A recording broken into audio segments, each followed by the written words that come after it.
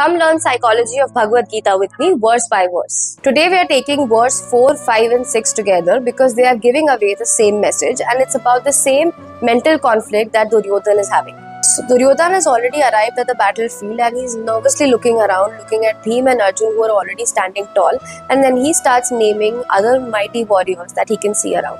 In the verse 4, he starts naming the other brave soldiers that he's seeing around. So he starts naming people like Yudhana, Virta and Draupada. Then in verse 5, he names Drishtaketu, Chekitana, Purojita, Kunti Bhoja and Shaibya. And then in the verse 6, he names the children of the warriors present, which is Yudhamanyu and Uttamoja, who are the sons of Draupadi, and Abhimanyu, the son of Arjuna. By the time we reach from verse 4 to 6, you can already see that it's not his strategy anymore that he's naming the soldiers present, but it's actually the fear talking now by the time he reaches the verse 6. The psychology behind these verses are that you can see that his anxiety is severely spiraling from verse 4 to 6, where he started by naming just to try and identify the other people, but that takes a turn when he starts to spiral in anxiety and fear, and it keeps becoming worse as he keeps naming more and more people.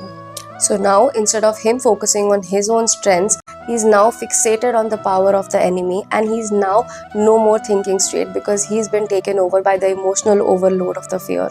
Now, if we relate it to the real life, we can see that we're often comparing ourselves to people on social media, to people around us, hardly focusing on our own strengths. And as soon as we get one thought about a single weakness of ours, we keep spiraling until we feel worse about ourselves and are drowning in self-doubt. So this verse kind of teaches us that we need to stop counting other people's victories. Sure, there may be people who have been ahead of you in life, who have achieved more things and who have got more victories than you, but that still does not mean that you're any behind. You're still as much capable of achieving more things. Follow me for more such videos where we learn Bhagavad Gita together verse by verse and the psychology so that we can live a better life.